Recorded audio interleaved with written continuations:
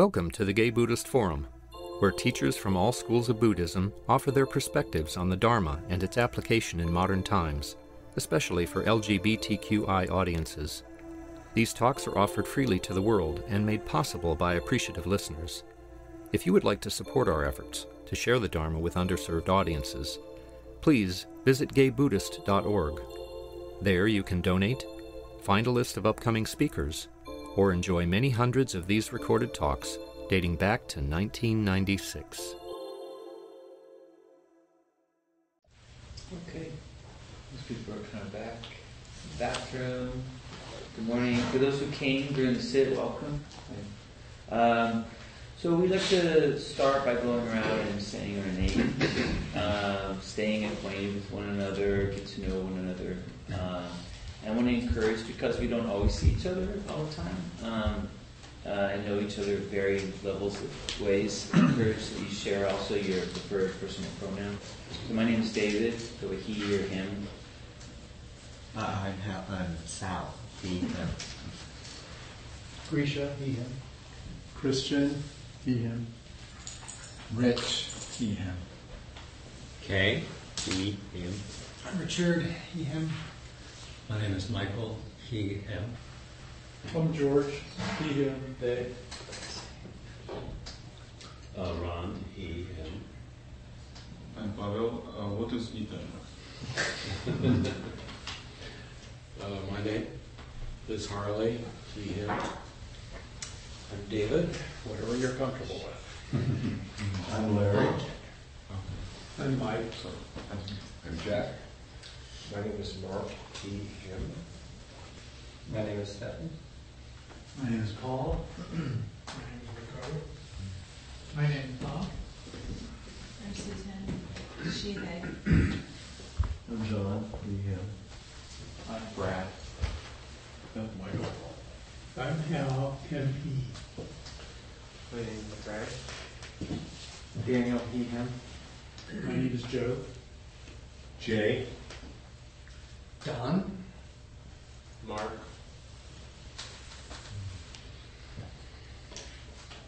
Oh, my name is Pamela, she, her. Welcome, Pamela. I'll give you an introduction. Pass the mic over.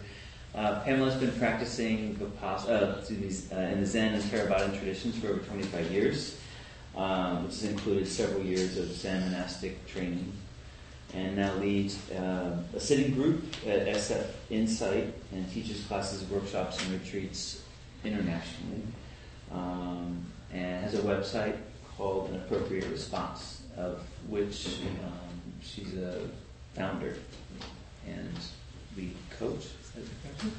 Good. Well, welcome. Thank you for being here. Thank you. I guess that I've been coming here for a while because the introduction says practicing for 25 years, and it's more like 30 plus. The years tick by. Yeah. Some of you may know this story about the Buddha, that after he woke up, he was walking along a path, perhaps looking kind of glowy and radiant, and someone saw him and was impressed by his presence. You may have had the experience of that yourself if you've gone on a retreat and come back sort of feeling floaty and light, or seen someone else whose presence was palpable. Anyway, he's walking along and someone says, "Whoa, you look like really good. What's the deal? Are you some kind of a god or a deva?" He says, "No." "Do you come from some kind of heaven realm or something?" He says, "No." And the person says, "Well, what are you?" And he says, "I am awake." So we have in this story part that is kind of brought to the forefront, which is the kind of most well-known aspect of the story of the Buddha, which is his awakening, which is his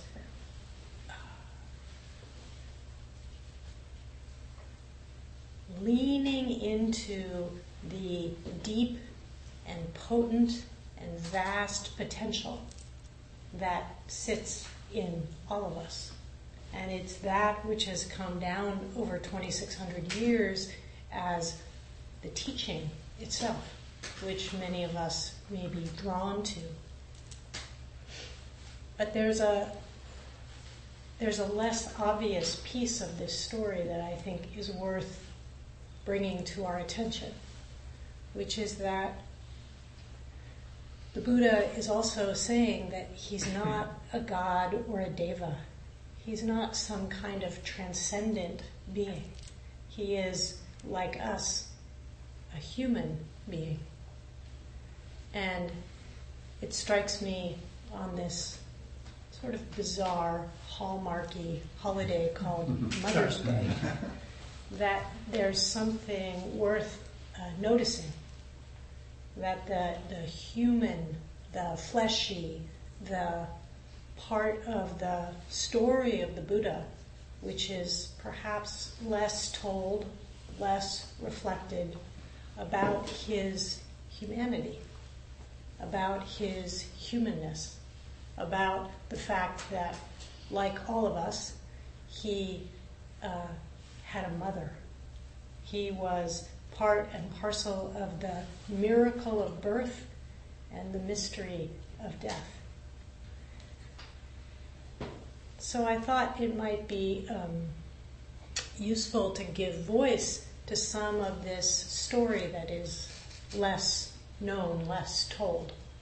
The story of the Buddha as a human being, the story of his growing up with people who raised him who also were embodied, were fleshy, were part and parcel of the human and humane part of who we are. It did occur to me that coming to the Gay Buddhist Fellowship to talk about Mother's Day might be an odd combination. And yet there's something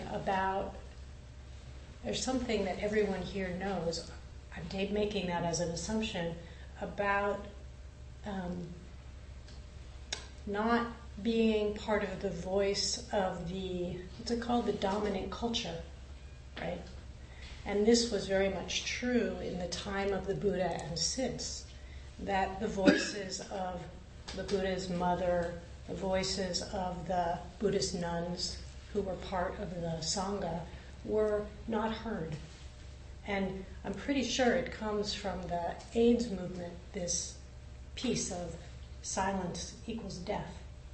And so there's something very powerful about bringing voice to the parts of the story that were less told, that we may be less familiar with.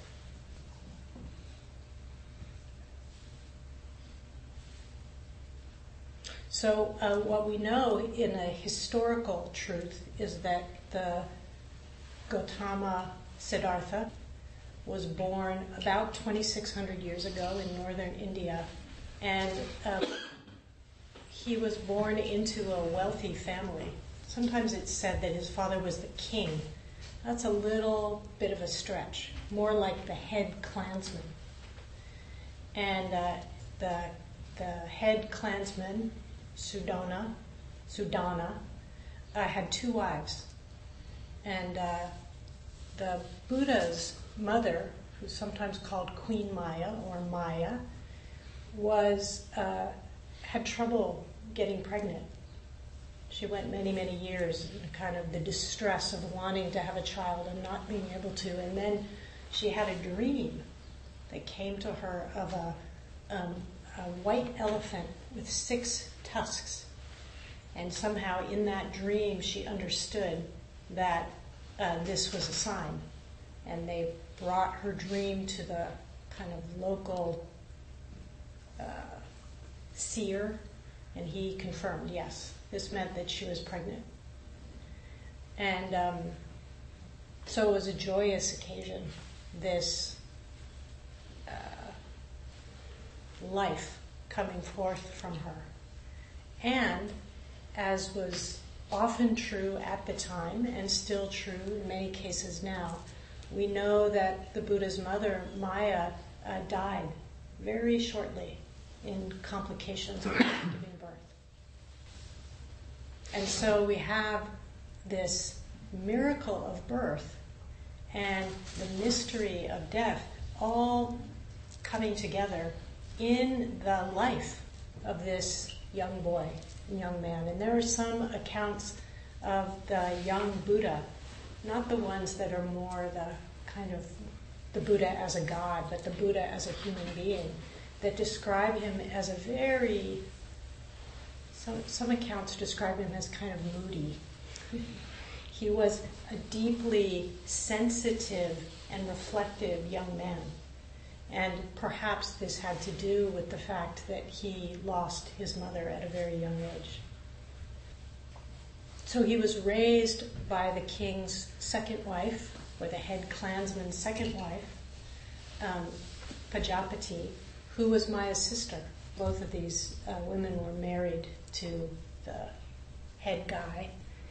And Pajapati could imagine for her grieving the loss of her sister and at the same time taking in the joy and delight of this new life. So she raised the young heir to the throne, or heir to the head of the clan, side by side with her own son. So when the Buddha leaves his home, which we know that he did, with the expectation initially that he should stay and take over, the family business, as it were, there was great disappointment all around, from his father, from his aunt, from his wife, from his son. So it was a wrenching move to have him leave. And he left with this deep wish to understand, it's often described as suffering and the end of suffering, to understand how suffering happens for us, all of us, as human beings, so that he could deeply understand how suffering can unhappen. And that's very much at the heart of all Buddhist teaching. Sometimes we get confused and think we're meditating or practicing in order to kind of transcend, to become godlike in some way.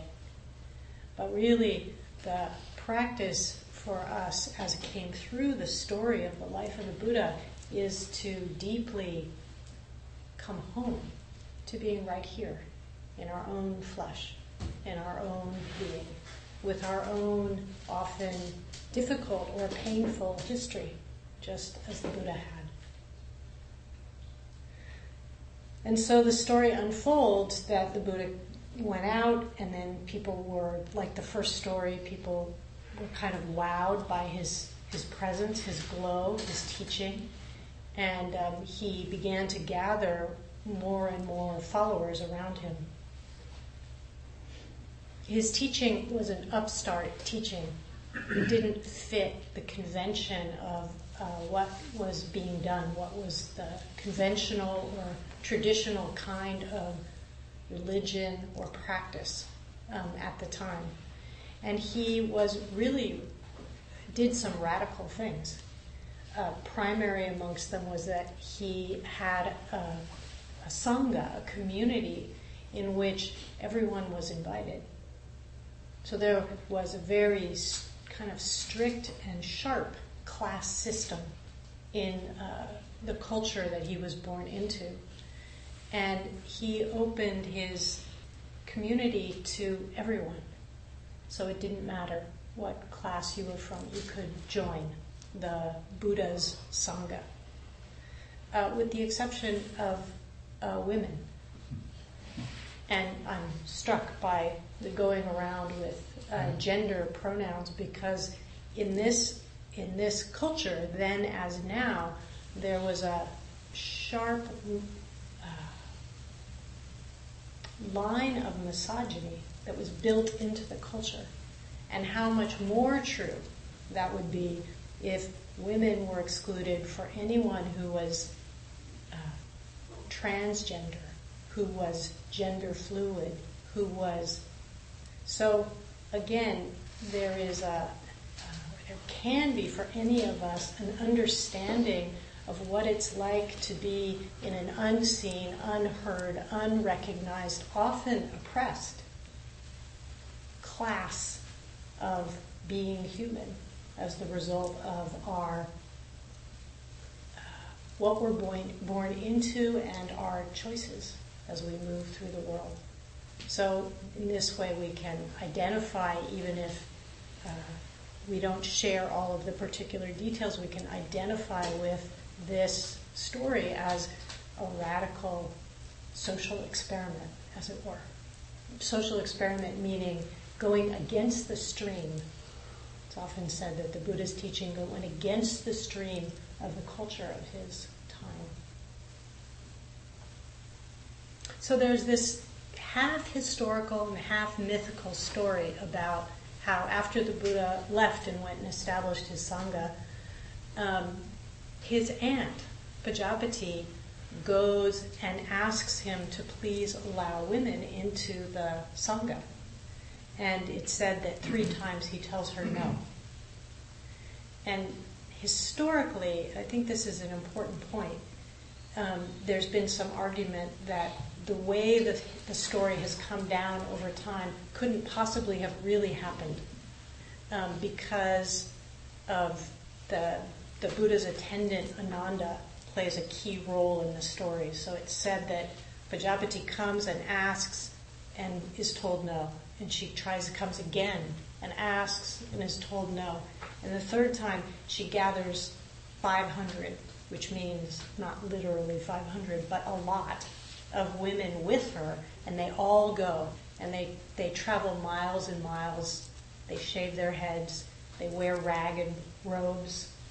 They arrive with blistered, bloody, dusty feet.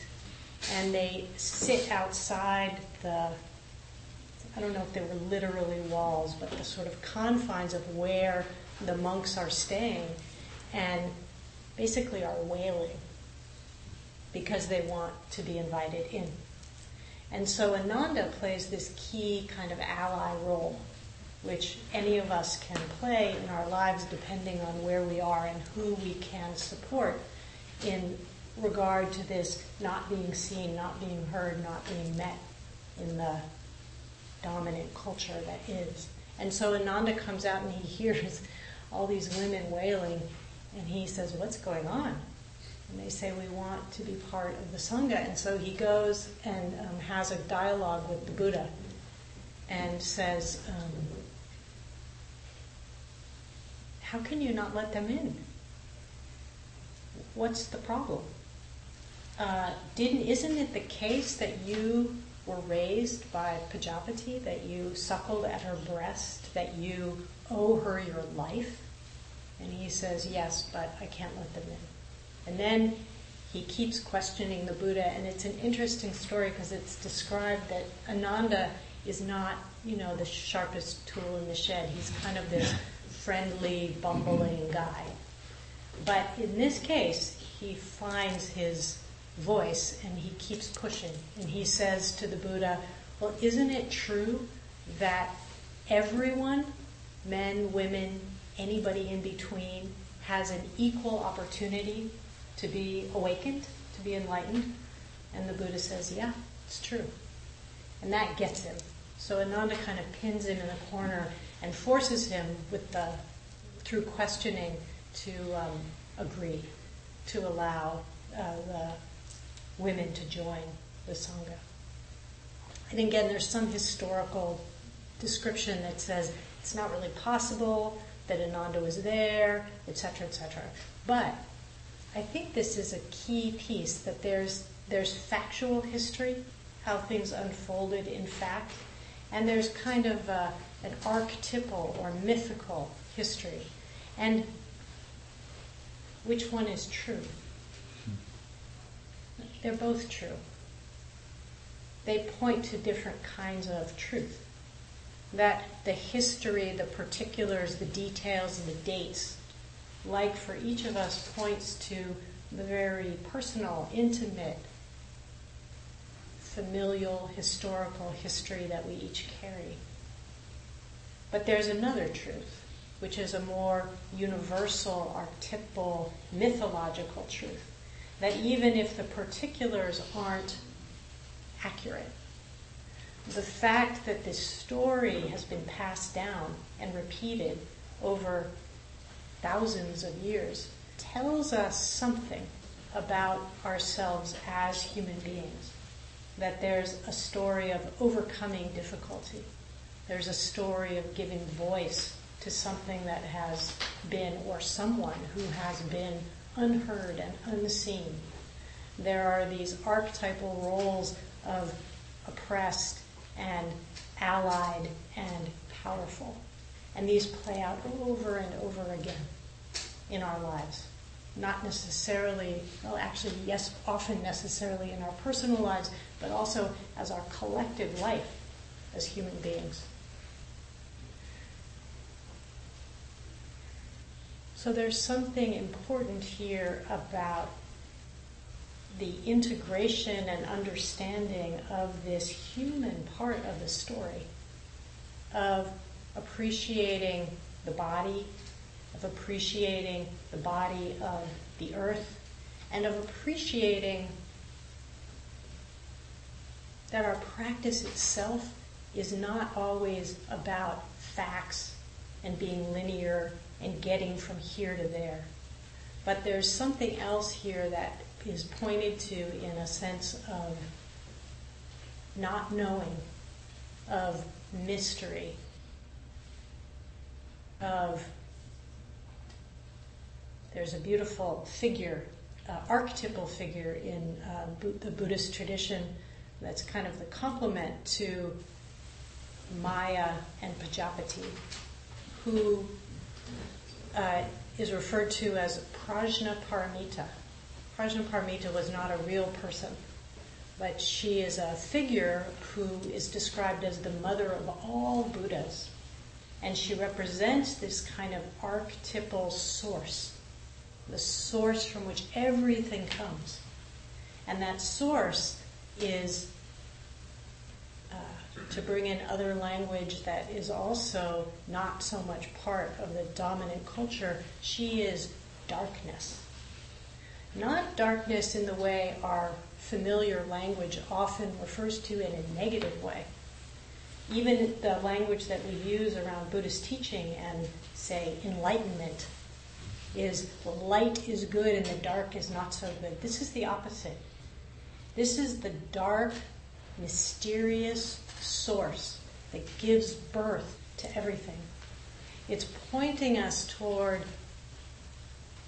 the importance of being willing not to know, to step out of that kind of linear, factual, trying to understand with the mind and line everything up, and instead to relax back, to trust that there is this, as I described at the beginning, miracle of birth and mystery of death that encompasses this amazing thing called being human. Prajnaparamita is sometimes described as wisdom beyond wisdom. So in part of Buddhist teaching, there are a series of qualities that are described as the expression of awakened life. Things like generosity and ethics and wholehearted engagement and patience, etc. And there are different lists, one list of 6, one list of 10, but in both lists, Prajnaparamita, wisdom, or wisdom beyond wisdom, is the final quality. It's sort of the peak, in a certain way, of what we're after. And wisdom is different than knowing. Wisdom, in a way, is fundamentally about being willing to not know, being willing to step into timelessness and boundlessness, etc. The unfathomable, the dark. So I have a couple of poems to read that are from the early Buddhist nuns that give voice to some of these themes. And I'll share them, and then we can take a little bit of time for your thoughts and reflections. So this is from a new translation of, it's called the Therigatha, or Therigatha. It's a collection of poems or songs of awakening from the early Buddhist nuns, and it is understood to be the earliest collection of women's voices describing spiritual life. And I have a friend and colleague who has a manuscript that will be coming out later this year that is what was described to me as a kind of heart translation of these songs or poems. So in the same way that it's not linear and literal, it's meant to really capture the heart of their understanding. So this first one captures this sense of mystery or not knowing, and really this beautiful truth at the heart of awakening that it's not what we think. But there is, if when real insight comes, it almost always comes as a kind of reorientation, a shift in perspective, a surprise. So this is from Dhammadina, who was one of the early nuns, who was one of the kind of founders and leaders of the nun Sangha. She says, "For so long I thought only of the river's end." This is a way of describing this kind of linear, trying to get somewhere path, right? So I thought there was a path and it was going to take me to the end, and then everything would be good. I'd wake up. For so long I thought only of the river's end. Then one morning I set my paddle down to watch the sunrise over the eastern hills, only to find myself floating somehow gently upstream. For so long I thought only of the river's end. Then one morning I set my paddle down to watch the sunrise over the eastern hills, only to find myself floating somehow gently upstream. I promise it was not what I expected.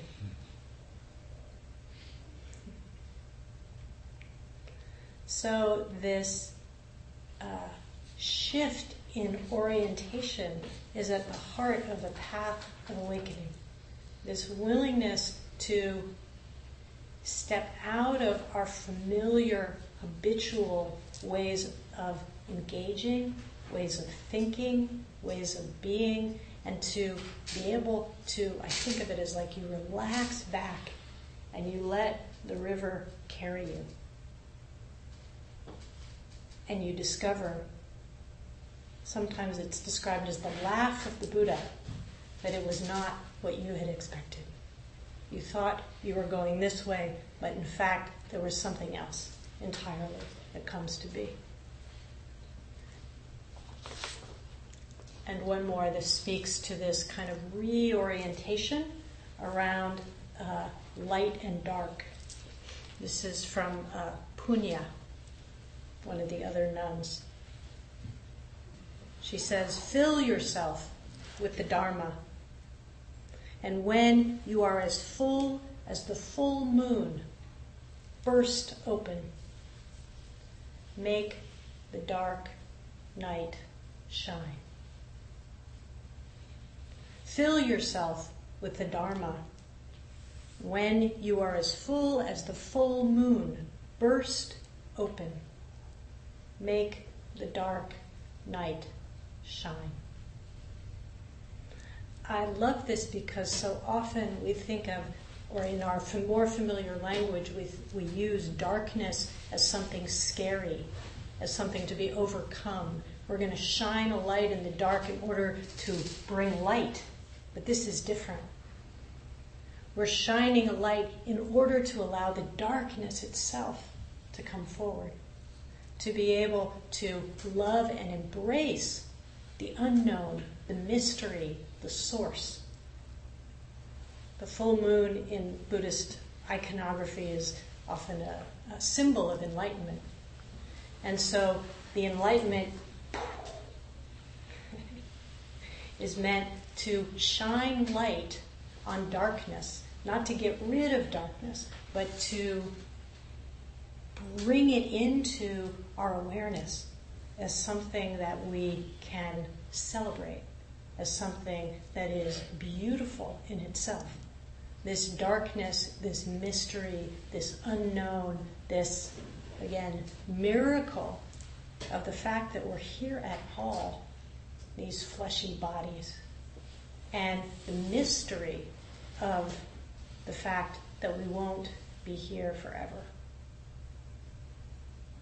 So I will pause here and see if there are reflections or comments.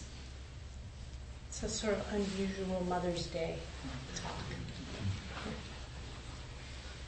Please. Your last poem and your explanation of it seemed to be a kind of reflection on birth, and that, in fact, we spend the first few months of our lives in the darkness. And on some level, we experience that as a undifferentiated being. Yeah. And we all do. Yeah. And then in bursting out into light, then we start differentiating. Right. And on some level we don't have any control over that. And I think in some way we're going to get back to that undifferentiated space of rebirth. Yeah, I think it's beautiful. I hadn't thought of it in those terms, that we come out of darkness, right, and we return to darkness. And I think we need to be careful not to pit darkness and light against each other, that they both have their beauty. And I was speaking to the fact that we have a culture, we live in a culture in which light is considered better and dark is not. And so I think of it more as a willingness to remember and celebrate darkness and also light. And that it's the interplay of the two, as the poem suggests, that is where, real beauty comes. But we often, and certainly at this moment in our history, in our culture, we're tilted, right, to one side more than the other. I tend to think of it more as it's a remembering and celebrating of the darkness, the beauty of the darkness. But the beauty of the darkness requires light, right? But if we only have light and we shun the darkness, we are careening into a pretty dangerous territory, right? Which I think if you understand the earth as a metaphor for mother, for that we're in some trouble. We don't want to ignore the source. That is our source of birth. It's our source of nourishment. We actually, the dark and not light, need each other. Yeah. Thank you for that imagery. Very potent. Yeah. There is a theory that darkness can exist only without light. I mean that darkness is just absence of light, yes. and there is no darkness at all. Yeah.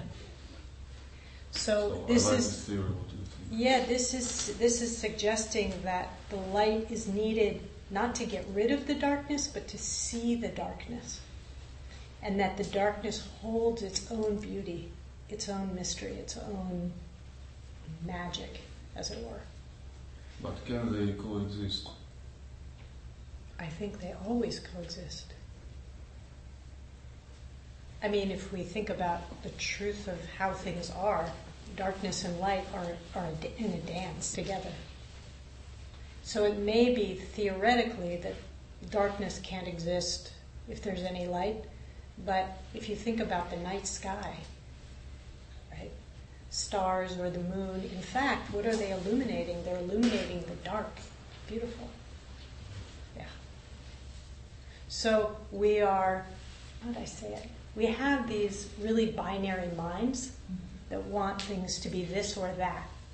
And part of what I love in this, actually both poems, is that it's encouraging us to see not so much the distinctions, as you were saying, that happen as we burst into the light, but to see the interplay, the interdependence, the necessariness for, if we think about it at a more social level, to really celebrate differences, not to believe them in a way that causes us to bang up against each other, but to celebrate differences and recognizing that the beauty of the world that we have is because there's so much difference. And yet, at the same time, we can appreciate that only because we recognize that there's also sameness. And our tendency is to fall on one side or the other. That binary mind wants us to be, oh no, we're all the same. Yes. Oh no, we're all unique and different. Yes. Can we straddle that? These poems are pointing to that, to the mind that's able to break out of that kind of binary, dualistic way of engaging with ourselves and each other and life, and pointing to something else. There's a hand here. You know, as I'm sitting here listening to you talk about this binary distinction between the lightness and the dark, I'm thinking, you know, the lightness, in some ways, it's kind of like where we live. We live there, that's the reality we experience through our cognitive mind, because we can see things and we perceive them and we make sense with our mind. And the darkness is kind of like the mystery, where some of that stuff doesn't work, but I'm inclined to think from, well, some of my experiences in that darkness, when you let go of all that stuff, there's a sense of knowing. You kind of used the word knowing another way earlier, but for me, I have a knowing when I can let go of all that stuff, and then part of that knowing is this experience of unity, kind of all things. And it's like what you were saying before, you know, when we spent the first part of our lives in this darkness, but the total unity with our environment and everything that's going, and we learn to become accustomed to living in the light. We move away from that. Exactly. I think some of the journey is like, that's the mystery, kind of like that. Yes, and so I think it's not a matter of you know, we live in a culture in which dark is not so good and light is good. And it's not, we don't want to flip it around and go, oh no, dark is good and light is bad. But that's why I like to use it's a remembering.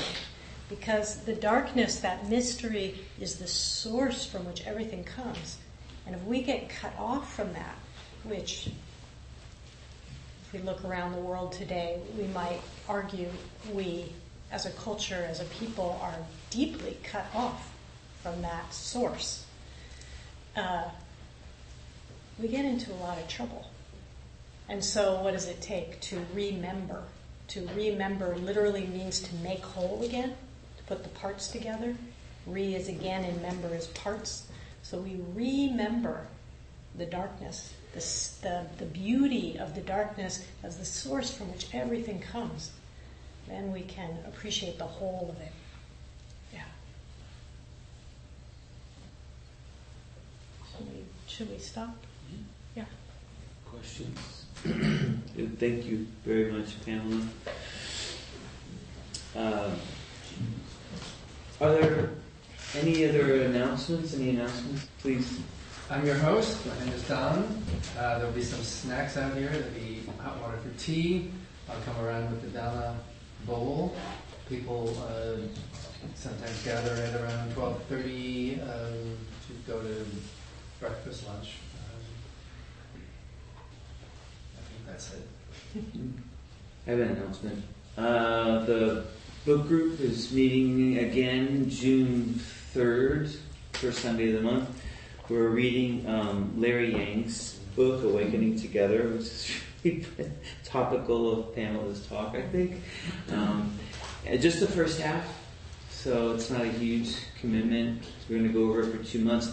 If you're not familiar, the book is a lot about community building sangha, using identity. Looking at identity is a really key part of awareness and mindfulness. I'm excited to read it, and I think it would be great to have more members of the Sangha read. Whether you're going to join us on the Sunday or not, I encourage people to read the book. But talk to me if you want to know more about it or get the emails about it. Good. Anything else? Okay, we could stand up and circle up and for the dedication of our.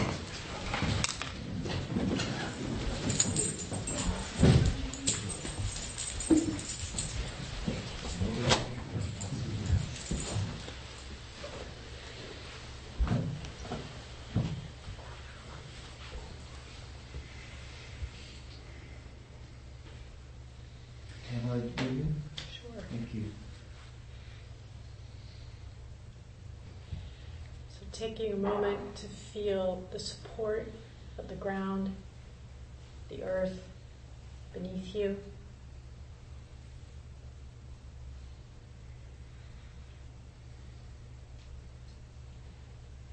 Feeling the contact and the connection of the hands in your hands.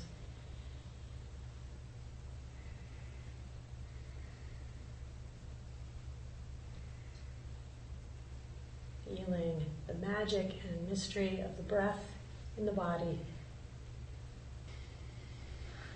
That simple breath that keeps us alive.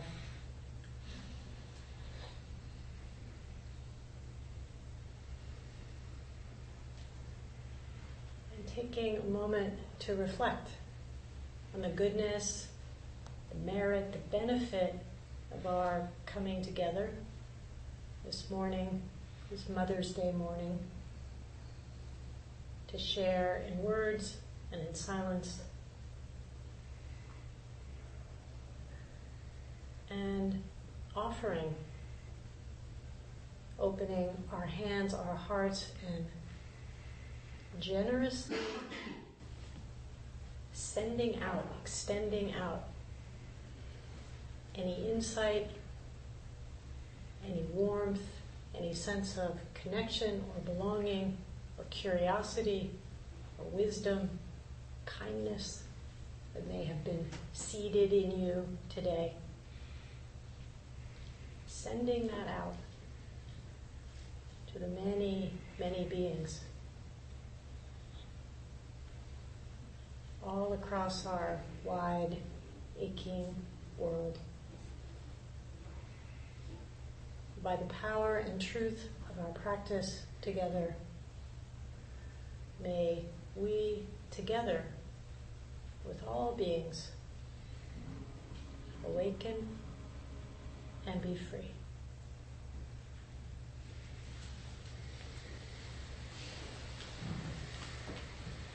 Thank you very much. Thank you.